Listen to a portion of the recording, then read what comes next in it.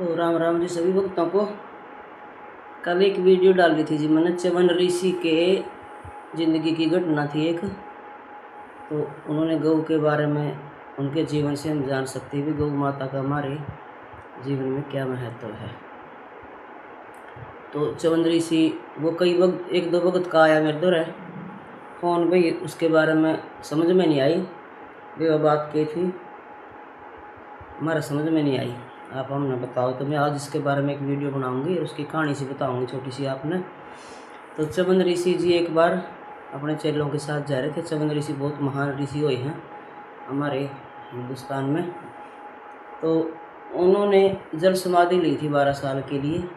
वो जल समाधि में बैठे थे, तभी कुछ मछुआरे अचानक वहाँ पर जाल डाल देते हैं मछलियाँ पकड़ने के लिए, और तो वो मछली के जाल में फंस जाते हैं और मछुआरे उनको बाहर खींच लेते हैं। देखते हैं तो ऋषि को देखकर वो स्तब्ध रह जाते हैं और बड़े डर जाते हैं, कहीं श्राप ना दे दे हमारे को ऋषि। तो ऋषि तो देखो सब संत जो है बड़े दयालु होते हैं, उनको गुस्सा नहीं आता। तो उन्होंने डर गए, वो तो उनको डरे हुए देख कर बोले भी आप डर क्यों रहे हो। बोले जी हम तो गलती होगी हमारे से, बड़ा डरने की कोई बात नहीं, आपका इसमें क्या दोष है। तो उन्होंने कहा भी आपने मछली पकड़ने के लिए, अपने रोज़गार के लिए, रोजी रोटी के लिए काम कर रहे थे, तो मैं भी आपकी रोजी रोटी के साथ ही जाल में फंस कर आया हूँ। मेरे को भी, मेरी भी कीमत कमाओ और मुझे बेचो। जैसे आप मछलियों को बेचकर अपना गुजारा करोगे, वैसे ही मेरे को भी बेचो। तो मछुआरे डर गए, भैया हम इतने बड़े ऋषि के साथ ये न्याय कैसे कर सकते हैं। तो जो है बात कहने को राजा तक पहुँच गई। उस टाइम का राजा था नहुस राजा, बड़ा प्रतापी राजा था, धार्मिक बुद्धि का, बड़ा ही धर्म संस्कृति को संतों का आदर करने वाला था। तो वो राजा के पास गए और उन्होंने राजा को बताया भी हमारे राज्य में च्यवन ऋषि जी के कदम टिके हैं, हमारे अहोभाग्य है भी हमारी धरती पे च्यवन ऋषि, इतने बड़े ऋषि के चरण टिके हैं, हमारी धरती पवित्र हो जाएगी और हमारे राज्य में सुख ही सुख होगा। तो वो राजा नहुस बड़े धार्मिक राजा थे, वो चले गए उनके साथ। तभी एकदम सारा काम काज छोड़कर उनके साथ गए मछुआरों के साथ, और ऋषि जी को उन्होंने प्रणाम किया और बोला, हे गुरुवर हमें आज्ञा दो, जो भी आप आज्ञा देंगे हम वो करने को तैयार हैं। तो च्यवन ऋषि जी ने कहा, भैया आप इन मछुआरों को मेरी कीमत के बदले में कीमत दो।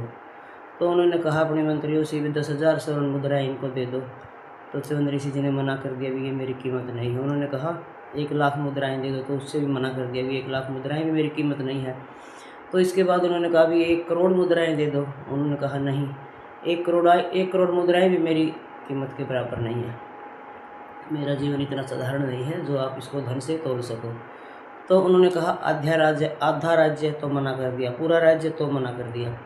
तो उन्होंने चिंता में हो गए राजा, भैया धर्म संकट में फंस गई, भी कैसे न्याय करें, इस एक ऋषि की, एक संत की क्या कीमत हो सकती है। तो च्यवन ऋषि जी ने कहा भी आप अपने राज्य में जाओ और अपने मंत्रियों से सलाह करो और सलाह करके फिर मेरी कीमत दे के जाओ। तो वो अपने राज्य की ओर चल पड़े। रास्ते में उनको अचानक नारद मुनि जी मिल गए और उन्होंने अपना वो दुख सुनाया भी हम ऐसे ऐसे धर्म संकट में फंसे हुए हैं, और ऋषि जी कह रहे मेरी कीमत के बदले मछुआरों को कीमत दो। तो जी हम एक संत की कीमत नहीं दे पा रहे, हमने अपना राज्य भी दे दिया तो भी उन्होंने स्वीकार नहीं किया। तो नारद ऋषि ने कहा भी एक गाय अनमोल होती है, गाय की कोई कीमत नहीं होती, और गाय जो है भगवान से भी बड़ी होती है। कहते हैं धरती पे भगवान से बड़ा कोई नहीं है।